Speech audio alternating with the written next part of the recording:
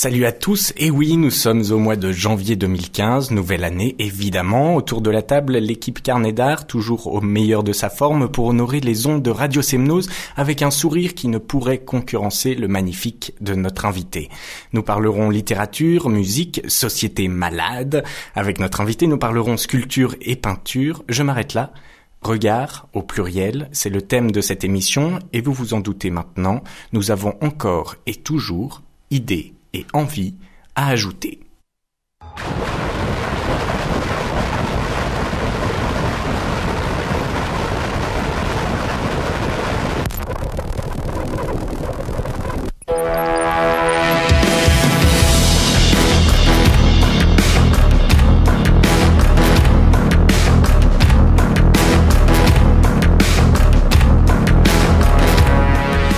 Voilà, je ne peux évidemment pas ne pas en parler. J'ai eu la chance de vivre comme un Thaïlandais en Thaïlande pendant quelques temps au mois de décembre. J'ai pu profiter du bon sens de ces personnes qui sont tout entiers, sincères, dans une culture qui n'est pas la leur, pas celle de leurs voisins, qui est là, et c'est tout.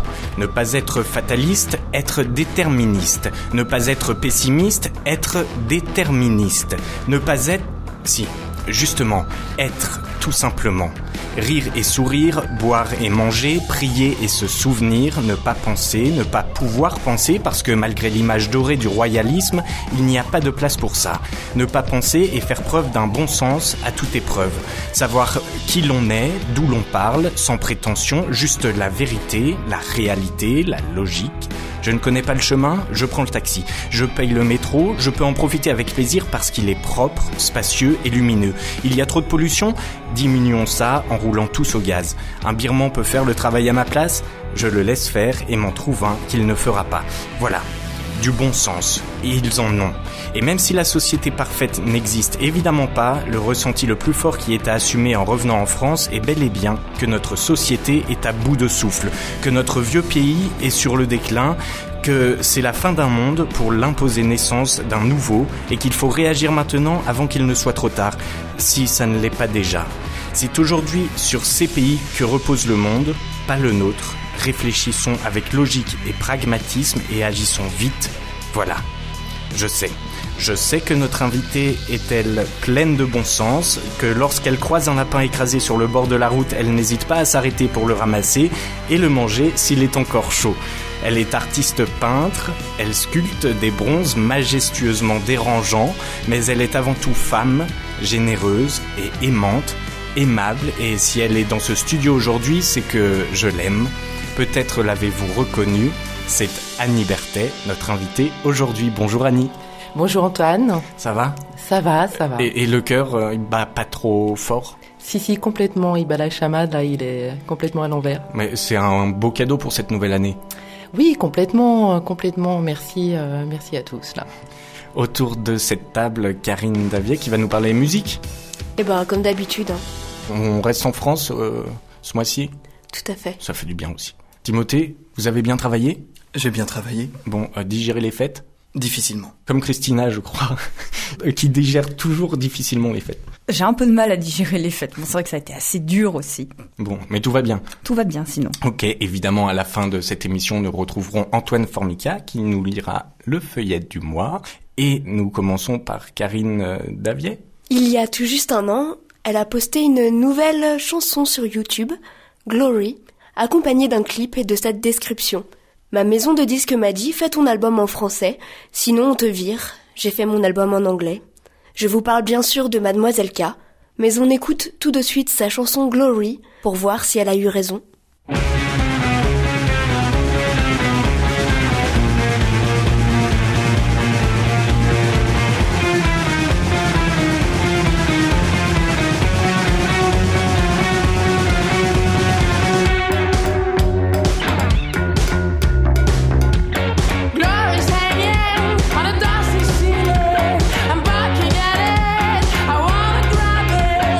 Bouncing up and down.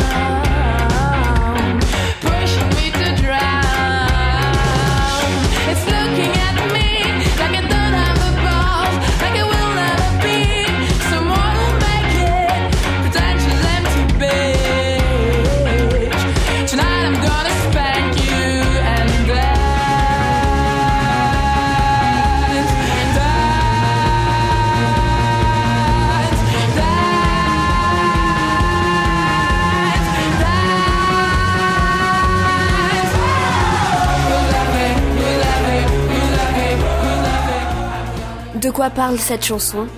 De cette gloire qui la nargue du haut de son plafond poussiéreux, qui ne veut pas se laisser saisir.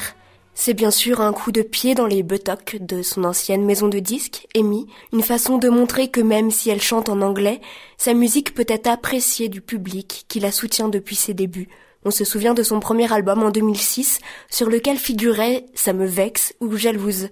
Ce son très rock qui la caractérisait alors et qui semblait s'être quelque peu popifié sur Jouer dehors, dernier album en date.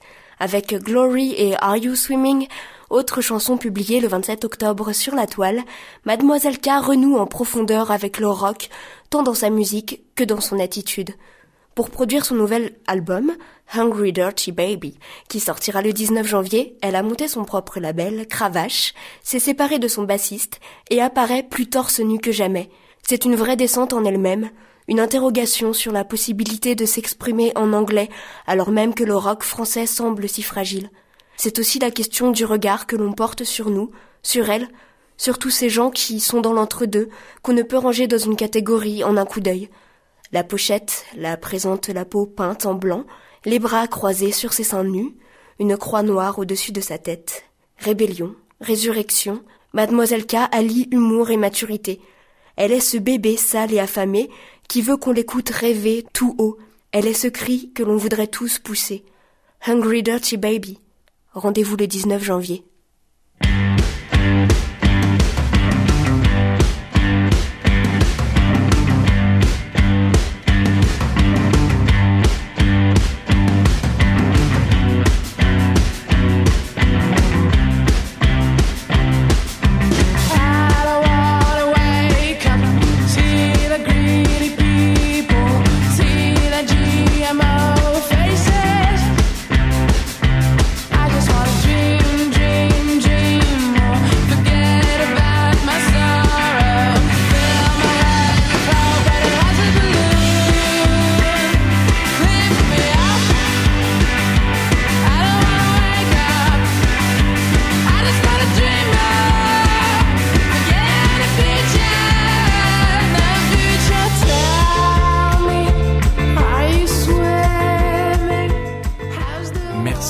Karine, très bel anglais.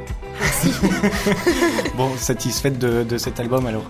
Là, il y a que 2 chansons qui sont sorties pour l'instant et voilà, je suis très curieuse d'écouter la suite. Mais nous aussi maintenant. Ouais. Alors pour ce débat de société, ce mois-ci, on va prendre une question d'actualité, enfin qui est un peu toujours d'actualité, qui est la question de la surconsommation. Après ces fêtes, on a évidemment tous ou presque surconsommé et on s'est gavé de foie gras, champagne, huîtres et autres mets délicieux ou pas. Christina, vous avez un avis très tranché sur cette situation que nous vivons en Occident. En Occident, oui, après j'ai pas le recul nécessaire pour parler de l'Orient ou des autres pays. Mais je vous emmènerai en Thaïlande. Oh, mais c'est gentil à vous, Antoine. Je suis pas très fan de l'Asie non plus, mais les Seychelles, il y a moyen ou... Oui. Une fois qu'on est là-bas, après... Ok, j'ai mon prochain cadeau de Noël 2015, c'est merveilleux. C'est ce qui va vous faire aimer Noël. Non, la société de surconsommation dans laquelle on vit, là on l'a bien vu aux périodes de fêtes. Déjà on enchaîne les repas, on a déjà bien mangé le 24 ou le 31 au soir, on remet ça le 1er alors qu'on peut déjà plus. Et après malheureusement, ce qu'on voit au travers des petits reportages télé après ces fêtes, c'est que pas mal de nourritures sont tout bonnement jetées à la poubelle ou personne n'a appris à recuisiner les restes. Nos poubelles se remplissent. Évidemment, ce sujet est en lien avec notre invité, parce que dans la présentation, je parlais du fameux lapin au bord de la route. Et ce n'est pas une blague. En fait, Annie, vous vous arrêtez au bord de la route quand vous voyez un animal mort ? Oui, régulièrement. Ça fait partie de ma vie, quoi. Quand je vois un animal mort, eh bien, je mets ma main entre les jambes. Si les jambes sont chaudes, et je le ramasse, et ensuite je le dépaisse, je le cuisine. Il y a un côté un peu primitif. Mais d'où vient, enfin, comment on en arrive à cette idée-là de faire ça ? C'est juste manger son prochain, non, je vais pas dire ça comme ça. c'est naturel pour moi. C'est voilà, je me pose pas de questions, comme je fais mon potager, parce que voilà, il faut que je me nourrisse de ce que je produis, de ce que je trouve. Je suis peut-être un chasseur-cueilleur encore. J'ai ça dans mes gènes. Je me pose pas de questions en fait. Je le fais. Donc il vaut mieux pas que vous passiez près de nous après que nous ayons eu un accident. Non, j'ai de la compassion aussi peux aider, hein, si jamais mon lapin n'avait pas été mort, je l'aurais ramené à la maison, mais pour le sauver et pour en faire quelque chose, quoi, pour lui dire, la vie continue, vas-y. Timothée, vous vous êtes gavé pendant les fêtes? Oui, gavé, mais de manière végétarienne. Ah, déjà. Bon, déjà. Donc pas de lapin. Non, pas de lapin. D'accord. Et cette société de surconsommation, parce qu'évidemment il y a la surconsommation des fêtes et de la nourriture dont on parle, mais on peut parler de surconsommation pour la culture ou même le divertissement de masse, et on peut élargir cette problématique de surconsommation à plein d'autres choses. Et c'est vrai que dans le champ culturel et dans le champ matérialiste, peut-être on pourrait dire, les mouvements sont un peu inverses, parce qu'effectivement on a l'impression que notre culture va de plus en plus vers de la consommation, où on finit par parler de biens culturels, ce qui est déjà un peu problématique en soi. Et en même temps, on se rend compte que grâce à toutes les technologies et toutes les plateformes qu'Internet met à notre disposition, les gens revendent de plus en plus les cadeaux qui ne leur plaisent pas. Et ça, c'est donner une deuxième vie à un objet. Et bon, alors, on est en janvier, c'est parfait, je vous conseille de le faire. Si vous avez reçu des cadeaux qui ne vous plaisent pas, discrètement, allez les revendre. Mais pourquoi le terme de bien culturel vous dérange ?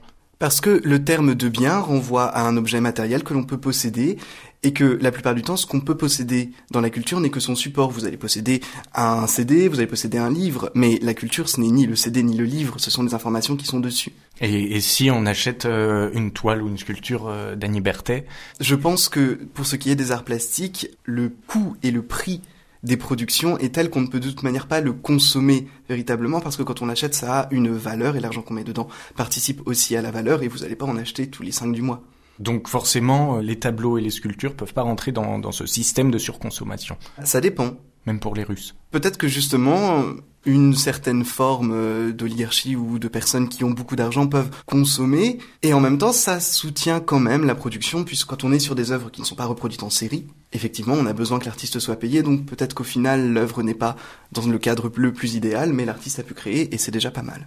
Annie, vous voulez réagir à... Parler de surconsommation dans le domaine de l'art, faut peut-être pas complètement généraliser. La surconsommation, elle va lorsque l'artiste, je pense, a une certaine renommée. Et là, c'est une spéculation. Surconsommation dans le domaine de l'art, il n'y a pas de publicité faite autour. Il y a du coup de cœur, je vais dire, que forcer une main avec une publicité derrière, etc. Les gens sont pas friands d'art parce que c'est pas non plus forcément dans leur culture.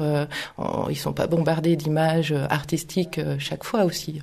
Une petite nuance, je pense, par rapport à ça. Karine ? Pareil, ça dépend un peu des domaines et il y a quand même des choses qui changent. Enfin, pour ce qui est de la musique, je trouve que aujourd'hui il y a tellement peu de gens qui achètent des CD que parler de surconsommation, justement, il y a peut-être une remise en question de ce système avec le streaming et tout ça, et le fait que les gens finalement s'approprient la création de quelqu'un d'autre très facilement, et du coup il y a une autre relation que juste le rapport de j'achète quelque chose en fait, voilà, qui est en train de se dessiner. C'est de la surconsommation après sur la toile, parce que maintenant tous les supports numériques sont beaucoup plus accessibles et on va beaucoup moins être enclin à acheter un CD, un DVD ou même les livres qu'on peut télécharger numériquement. On n'est même plus obligé forcément de les payer, ce qui met dans un certain sens la culture en danger, vu qu'il n'y a plus d'argent injecté dedans. Qui rend aussi la culture jetable, l'art jetable. Oui et non. Oui, Annie ? C'est marrant parce que en fait, ce qui se passe sur Internet, c'est pas une surconsommation, mais presque une surécoute ou un surregard. On parlait de regard tout à l'heure, parce qu'on donne un tas de choses, chacun y va de ses petites connaissances, et puis ça va en s'amplifiant, quoi. Chacun renvoie.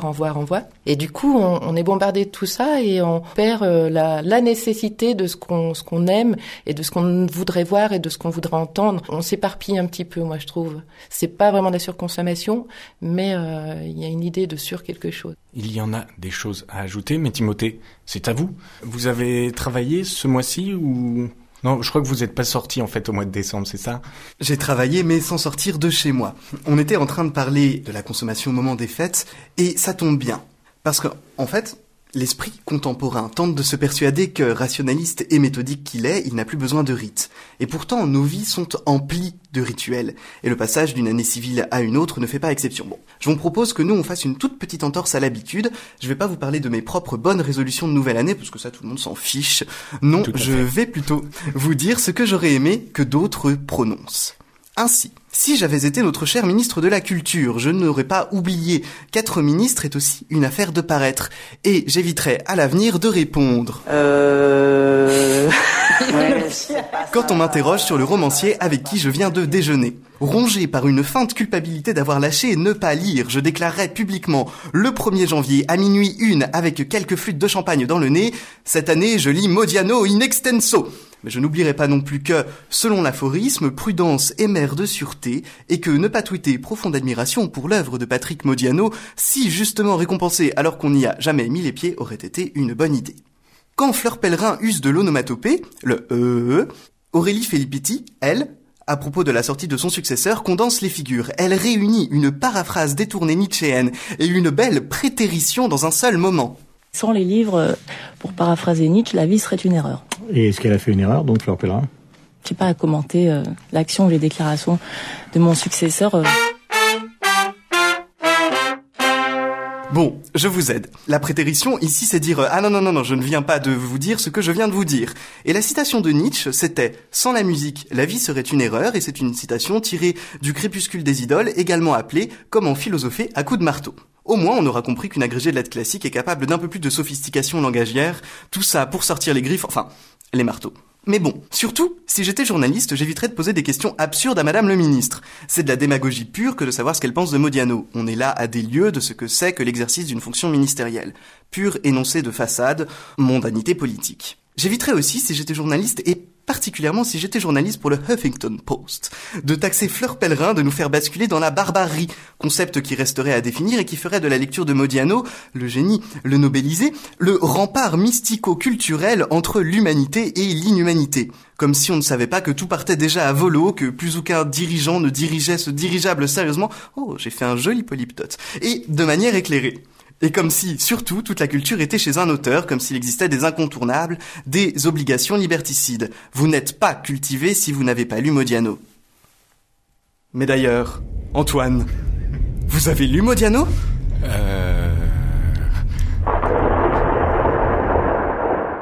Ceci est une vision autoritaire de la pratique culturelle. C'est que le papier de Claude Askolovitch sur le Huffington Post est marqué par une emphase, une exagération, que dis-je, une transfiguration hyperbolique du réel complètement incontrôlée. Or, c'est bien connu, il ne faut pas céder à la facilité des figures stylistiques, et pour ma part, c'est promis, quand j'aurai lu Modiano, j'essaierai d'arrêter de vous parler rhétorique. Très bien, merci Timothée. Mais très bel anglais également. Merci. Mais après ça, on a besoin de réconfort, non ? Mais la stylistique, c'est un beau réconfort. La musique aussi. Donc on écoute Big Soul, Hippie, Hippie, check.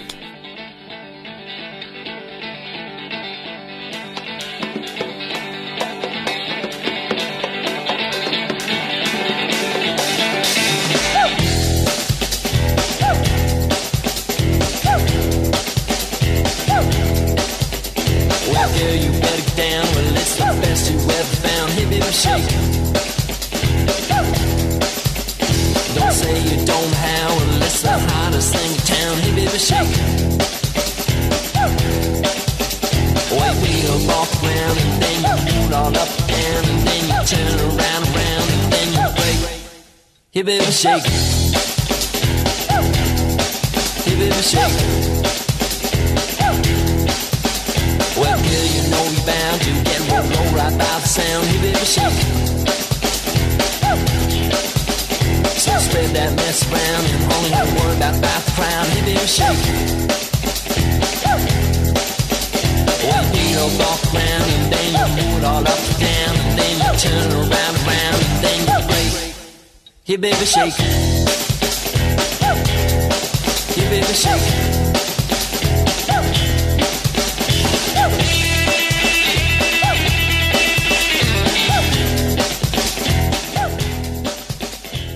Annie, vous avez lu Modiano ? Non, je n'ai pas lu Modiano. D'accord. Et j'en suis navrée. Oui. Alors, je le disais dans l'introduction, vous avez un regard très sensible sur les choses, et c'est peut-être de là, on peut dire que vous tirez les sculptures et la peinture que vous faites. Sensible sur les choses, sensible sur ce qui m'entoure, sensible sur ma vie qui me nourrit et qui me fait faire des images ou des sculptures.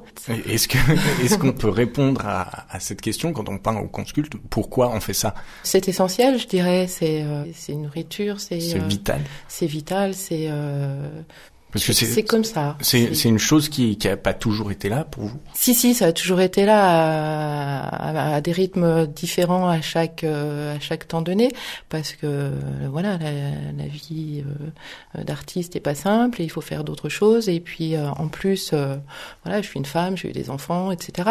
Mais j'ai toujours replongé dedans parce qu'il fallait que je crée. C'est juste une histoire de création, de regard sur ce que je fais et avec une continuité. Et vous vous définissez en tant qu'artiste ? Oui, je l'ai déjà revendiquez. dit. Je le revendique de plus en plus, de plus en plus fort. C'est vraiment ancré en moi. Et le lien que vous faites entre la peinture et la sculpture, c'est une complémentarité ? C'est une complémentarité. Par exemple, là, j'ai fini une série de sculptures et je me suis remise il y a 2 jours à la peinture. Et je m'aperçois que je me sers de ce que j'ai acquis en sculpture, ce regard que je pose sur ma sculpture en la faisant et a posteriori pour peindre dans la touche, donc comment je tourne autour de mes sujets. Là, c'est plaisant parce que je finalise une série et je vais en redémarrer une que j'avais commencée il y a 2 ans. L'histoire du moment me rebascule dans une histoire du passé, donc je fais toujours que des flashbacks et j'avance comme ça. Je trouve des choses nouvelles par rapport à moi et ma vie. Je vais vous imposer un exercice très difficile. Je vais vous laisser entre les mains de Christina. Ah. Confidence pour confidence, c'est moi que je vais m'attraper pour aimez-moi. C'est le moment confidence pour confidence. Christina, c'est à vous. Et ce n'est pas du tout un exercice difficile, rassurez-vous. Ce sont juste des petites questions avec des réponses comme ça, instinctives. La première chose qui vous passe par la tête. Alors, quel serait votre principal défaut ? Je n'en ai pas. Votre occupation préférée ? Procrastiner. Votre rêve de bonheur ? Partir sur la Lune en rêve. Et quel serait votre plus grand malheur ? Pas pouvoir décoller. Le pays où vous désireriez vivre ? La Lune. La couleur que vous préférez ? Le rouge. L'oiseau que vous préférez ? Le corps. Vos peintres préférés ? Lucian Freud, Bacon. Mais j'aime beaucoup aussi les photographes tels que Joël Peter Wittgens. Ce que vous détestez par-dessus tout ? L'hypocrisie. C'est bateau, mais c'est réel. Et le don de la nature que vous voudriez avoir ? Le don de la nature, qu'est-ce que vous entendez par don de la nature ? Voler. Par exemple. Voler, par exemple, ouais. C'est très bien. Et pour finir, votre devise ? Tous pour un, pour tous. Il y a quelque chose de très combattant. Ouais, et puis en même temps, c'est vrai parce que tout seul, on fait rien. Je suis souvent toute seule dans mon atelier et j'ai besoin des autres aussi pour vivre et pour montrer mon art aussi. Donc c'est une devise finalement qui me correspondrait bien. Mais vous avez besoin d'être toute seule dans votre atelier pour créer. J'ai besoin et puis de toute façon, je suis pas un groupe à moi toute seule. Donc un groupe de musique, voilà, il y a de l'échange, ça avance, ça stimule. Alors que toute seule dans son atelier, au bout d'un moment, on sature et on a besoin de se confronter à l'extérieur. Donc, c'est une devise qui me va. Et le Bacon ou le Freud dont vous parliez, ce sont des peintres qui vous ont beaucoup influencé ? Bacon m'a impressionné, Lucian Freud, oui, m'a influencé dans sa représentation de la chair très organique, j'allais dire orgasmique. Organique. Aussi. Ouais, mais orgasmique aussi, ouais, parce que il y a du plaisir dans ce qu'il montre, quoi. C'est les êtres à l'état brut et c'est du plaisir, c'est bon. Karine trépigne à l'idée de prendre la parole. Je voulais juste savoir en fait si entre peinture et sculpture, est-ce que du coup vous avez une approche plus on va dire sensuelle peut-être de la peinture du coup au niveau du toucher ou non, au contraire. Non. Enfin, au contraire, c'est pas au même niveau. La sculpture est très sensuelle parce que justement on caresse, on on met les doigts dedans, on modèle, ouais. Voilà. Même en disant ça, j'accompagne ça de mes gestes. Bon, c'est pas radiophonique, mais voilà. La peinture, c'est un lissé, c'est une texture, c'est presque la peau en fait. La sculpture est le plein, la peinture est la peau. Enfin, en précisant que vous sculptez des bronzes, pas de la terre. Non, les bronzes, c'est coulé, Oui. C'est la dernière étape. Moi, je fais du plâtre et de la cire. Là, j'ai commencé la cire. Et pourquoi pas de l'argile ou... Parce que l'argile, ça colle, l'argile, ça s'effondre, l'argile, la terre, je vais la trouver dans mon jardin pour planter mes légumes, mais pas pour sculpter. Ça salit trop. Moi, ça, je m'en fous. Au contraire, j'aime bien en avoir de partout. Timothée, évidemment. Oui, alors moi je note que vous avez dit que vous n'aviez aucun défaut, que vous aimiez la couleur rouge et les corbeaux, que vous mangez des lapins ramassés au bord de la route. Et du coup, je me demande quel est votre rapport et quelle est votre vision avec, justement, avec ce corps, cette corporéité, comme diraient les épiphénoménologues. On a pu lire dans l'entretien du carnet d'art papier que certaines personnes avaient fait de votre œuvre une lecture tirant vers la Shoah ou des choses comme ça. Et c'est vrai que les corps que vous mettez en scène ne sont pas forcément très heureux. Du coup, est-ce que il y aurait quelque chose d'un rapport pénible à la chair? Non, au contraire, j'ai envie de montrer une sensualité dans la forme et pas dans le contenu. Mes personnages peuvent paraître extravagants aux yeux des autres parce qu'ils sont pas partis d'un canon de beauté, on va dire, même de maintenant, quoi. Voilà, j'ai envie de rentrer dans l'art un petit peu, mais parler de sensualité. Je suis ça, je pense aussi. Je suis pas quelqu'un d'anguleuse. Je suis quelqu'un de ronde. C'est paradoxal, mais pourtant, c'est pas du tout ça. C'est pas du tout... Il n'y a pas de pénibilité avec le corps, bien au contraire. Ok, donc ce serait construire une sensualité sans les canons et sans les repères, qui nous oblige, nous, quand on regarde ce que vous faites, à rebâtir ce chemin vers une sensualité différente, nouvelle et libérée de toutes les cases. Oui, tout à fait. Est-ce qu'il faut être initié, du coup, pour avoir cet état d'esprit face à ces peintures? Oui, quelque part, peut-être, parce que, en fait, dans l'art, il s'est fait quand même pas mal de choses qui ont bousculé un peu les classiques, quoi. Mais ceci dit, après, c'est une histoire... voilà, alors, on parlait de regard. Le regard, c'est le premier degré. On voit... On aime, on n'aime pas, on déteste, on trouve ça moche, on fait des translations. Et après, il y a le deuxième degré où on analyse, on pose un regard, on a une opinion. Voilà, chacun est libre de penser ce qu'il en veut. En même temps, ça crée le dialogue avec ceux qui regardent, justement. On va créer le dialogue avec Alain Bachung.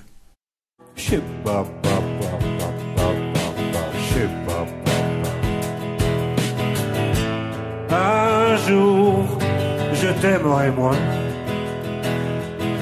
jusqu'au jour où je ne t'aimerai plus. Un jour, je sourirai moins, jusqu'au jour où je ne sourirai plus. Un jour, je parlerai moins, jusqu'au jour où je ne parlerai plus. Un jour, je courirai moins, jusqu'au jour où je ne courirai plus. Hier, on se regardait à peine, c'est à peine si l'on se penchait. Aujourd'hui, nos regards sont suspendus. Résident de la République, où le rose a des reflets bleus. Résident de la République, les atomes, fais ce que tu veux.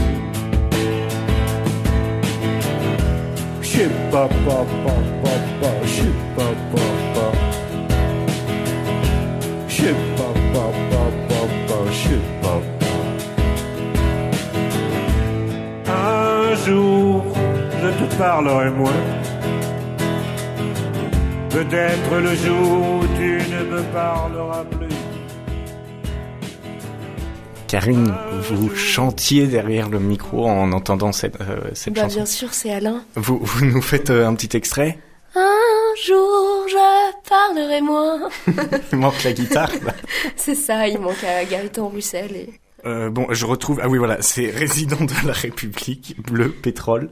Christina, une dernière question à Annie. La dernière petite question, peut-être un peu plus pragmatique, c'est où pouvons-nous voir vos sculptures et vos peintures ? Les personnes sont invitées à venir à l'atelier, donc qui se trouve à Serrières-en-Chautagne. Et puis sinon, je vais avoir une exposition personnelle à Seyssel, à la Grenette, à la galerie associative de la Grenette. Et puis peut-être ailleurs, mais pour l'instant, je sais pas encore. Et on peut retrouver certaines de vos œuvres dans la rue ? Oui, mais pas encore non plus. Parce que vous peignez sur... dans la rue, oui, les trompe-l'œil. Voilà. Et où est-ce qu'on peut les trouver ? À Aix-les-Bains, en Haute-Savoie, Douvaine, et j'en passe. Je sais plus, et des meilleurs. Je sais plus où j'en ai posé. Merci. Christina, c'est à vous. Chronique Société, est-ce qu'elle est encore malade en 2015 ? On va arrêter avec cette société malade pour cette nouvelle année. Hein, c'est une proposition comme une autre. Mais nouvelle année, nouveau mois et nouvel hiver qui s'installe. Les plus optimistes pensaient que la douceur des derniers mois de 2014 allait perdurer, que le réchauffement climatique dont on nous parle tant depuis des années allait nous préserver de ce froid glacial. Mais non, il y a bel et bien encore des saisons et la période hivernale est là. Les plans grand froid sont déclenchés et ceux dont on parle moins, ceux qu'on feint de ne pas voir, ceux qui vivent dans la rue, ont enfin le droit à un hébergement d'urgence. Bien sûr, des centres d'accueil existent pour qu'ils ne passent pas la nuit dans la rue, mais le nombre de places est toujours limité et reste insuffisant malgré le recul et le retour d'expérience acquis depuis des années. De plus, la plupart de ces centres ne sont ouverts que de nuit, comme si la journée était plus chaude et permettait de vivre en extérieur. C'est là une première aberration. Ne vous méprenez pas, je ne veux pas critiquer cette politique d'accueil car chacun fait au mieux avec le peu alloué par les pouvoirs publics et les décisions absurdes qui peuvent être prises. Avez-vous déjà prêté attention aux nouveaux aménagements urbains qui foisonnent dans nos villes ? La tendance du moment est de rendre le mobilier urbain le plus confortable possible pour les gens normaux, les touristes, les travailleurs et les familles, et le moins possible pour tous ceux dont on ne veut pas, les drogués, les alcooliques et les sans-abri donc. Il s'agit de trouver des moyens de ne rendre qu'un seul usage possible et d'empêcher tout détournement du mobilier urbain. Et pour cela, les idées ne manquent pas. Bancs inclinés sur lesquels on ne peut pas s'appuyer, bancs individuels, plus communément appelés chaises, ou bancs avec accoudoir, tout est bon pour s'assurer que les gens ne restent pas trop longtemps dessus. Ces aménagements hostiles sont un moyen commode de rendre les populations marginales moins visibles, ce qui évite aux autorités, mais aussi aux particuliers, d'être obligés de reconnaître leur existence et par conséquent de devoir les aider ou les accepter. Les excroissances urbaines anti-SDF se multiplient dans nos villes et repoussent les démunis vers des zones encore plus inhospitalières. Cette violence ordonnée, indifférente aux souffrances d'autrui, est une réponse silencieuse et paradoxale à l'ultime précarité, en n'améliorant que la qualité de vie des citadins dérangés par la misère de France. En réalité, ces initiatives ne participent qu'à la dégradation des relations humaines et au triomphe égoïste de l'individualisme. Ces politiques bénéficient d'une sorte de banalisation, accentuée par le fait que ces aménagements sont généralement invisibles pour les populations qui ne sont pas concernées. Si le sujet était régulièrement repris par les médias à l'arrivée de l'hiver dans les années 2000, il semblerait qu'on s'habitue progressivement à ces aménagements, mais c'est là ce qui les rend dangereux. Ce qui est vraiment important, ce n'est pas tant la diversité de ces aménagements que ce qu'ils ont en commun. Ils transforment la rue, la ville, qui sont l'essence même de l'espace public, afin de la rendre inadéquate pour les populations jugées elles-mêmes inadéquates. Mais en procédant ainsi, en choisissant qui peut utiliser l'espace public et comment il peut le faire, ce sont des notions plus importantes comme la liberté, le vivre ensemble et la tolérance qu'on détruit. Certes, les partisans de telles installations souligneront que ce sont les populations qu'ils tentent de repousser qui abusent de leur liberté, qui ne respectent pas le vivre ensemble. Si l'on considère la question ainsi, on comprend que les décisions prises par la majorité, dès lors qu'elles segmentent l'espace social et repoussent la figure de l'autre, sont au moins aussi antisociales que les comportements contre lesquels elles prétendent lutter. Le vivre ensemble ne signifie pas qu'il faut tourner le dos aux populations avec lesquelles on ne veut pas vivre. Il exige d'accepter de vivre avec elles et de les aider à vivre avec le reste de la société. La prévention des incivilités, par le biais de l'aménagement urbain, doit donc se faire en tenant compte des dangers de la ségrégation pour des populations déjà en marge. L'enjeu, et donc le bon chemin emprunté, est ici une revitalisation d'un espace public qui le serait vraiment. Oui, ça va pas top, quoi. Non, toujours pas. Mais c'est pas parce qu'on change d'année qu'il y a beaucoup de choses qui ont changé. Entre le 31 décembre à 23h59 et le 1er janvier à minuit 1, personne n'a jamais vraiment vu la différence, à part peut-être une coupe de champagne en plus. Oui, et rapide, parce que là... Oh oui, rapide. Ouais. Ah pardon, je me prenais en exemple. Pour se remonter le moral, on écoute Antoine Formica qui nous fait une lecture de Karine Daviet ce mois-ci. Le feuillet du mois, retrouvé sur carnetdart.com, s'appelle Chronique québécoise. Bonjour Antoine. Chronique québécoise. Voyage. Je cours à la poursuite de noms pour qu'ils deviennent réalité. Image vibrante à imprimer dans la mémoire. Récit. Chute du Niagara. Hors de la bruine, il faisait lourd. Hésitation, printemps, été. Louer un char et partir sur l'île Émeraude. Un char pour pas cher, pour être libre. Jucher sur mon char à 100 chevaux, arpenter cette terre qui est un joyau émeraude et bleu et vert, enveloppé de soie grise, une soie très légère car elle émane de l'eau et du ciel et baigne la terre d'une atmosphère translucide. Femme, seule et froide, intrépide, je cours. À Québec, retrouver la saveur d'une ville européenne, les ruelles étroites bordées de commerce. Tout est croche, la ville est courbe, le lierre s'accroche aux vieilles pierres et des arbres centenaires viennent sur le cimetière. Les mots sont vieux et neufs. Pantoute, bonjour, plate, icite, salle de bain, chocolatine, souper, correct, tabarnak. Ils sont les épices de ces rues grises et ocres, ils sont le ciment qui unit les Québécois, les signes d'une mémoire qui voudrait se dérober sous les coups de je me souviens. Femme, je cours en voyage, intrépide vers les mots qui se dérobent. Montréal, bourgeon qui affleure sous la neige, tentation de l'été. À Québec, il y a des remparts et des faubourgs, un hôtel en forme de château, des églises et des places d'une rotondité douteuse qu'un kiosque ponctue parfois. À Québec, je me perds dans mes souvenirs. Je me souviens. Tout remonte à la faveur des quelques pierres et d'une musique enivrante. Je me souviens. La caméra en panne, c'est mon stylographe qui capture les images, la douceur d'un matin sans pluie, d'un ciel au cumulus clairsemé. La verdure après les pavés, une forêt de feuillus semée de pissenlits voyageurs. Je cours après les mots sur les sentiers battus d'arbres immobiles. À Québec, je ferme les yeux et je vois. Tu me dérobes à la ville, t'invites en filigrane sur les fleurs, les panneaux explicatifs, les devantures des magasins et le Saint-Laurent qui se prélasse. Dans la touffeur de cet après-midi de juin où chaque effort est prétexte au repos, il est douce obsession, piment de la vie. Soir qui respire, matin qui tangue dans un hasard mystique. Le vent est ce cavalier fugitif que je caresse. Cours. Comme une tête qu'aucun coup ne relie aux épaules, l'été s'est posé sur l'hiver, sans transition. Le temps de jeter les foulards à la laveuse et l'on sue déjà sans rien faire. Si l'hiver est sec à Montréal, l'été est humide et la chaleur terrible. En juin, la sueur devient une seconde peau et les corps s'ouvrent à l'amour. La caméra en panne, c'est mon stylographe qui capture les images de cette ville enfouie dans mes fibres. Montréal. Merci Antoine Formica pour cette belle lecture. C'est ainsi que cette émission se termine. Merci à Karine Davier, merci à Timothée Premat, merci à Christina D'Agostin et évidemment, merci à notre invité, Annie Berthet. Bon, c'était pas si terrible. Non, merci à vous. On vous retrouve évidemment dans les pages du numéro de Carnet d'art sur le rire, ça vous va bien. Et dans la diffusion d'une émission du Grand Entretien sur carnetdart.com prochainement. Vous pouvez nous retrouver en podcast sur Radio Semnose et carnetdart.com. Cette émission a été réalisée par Hervé Dufournet. Merci à vous. C'est une belle journée pour sauver des vies. Et n'oubliez pas, résistez et souriez. On se retrouve le mois prochain.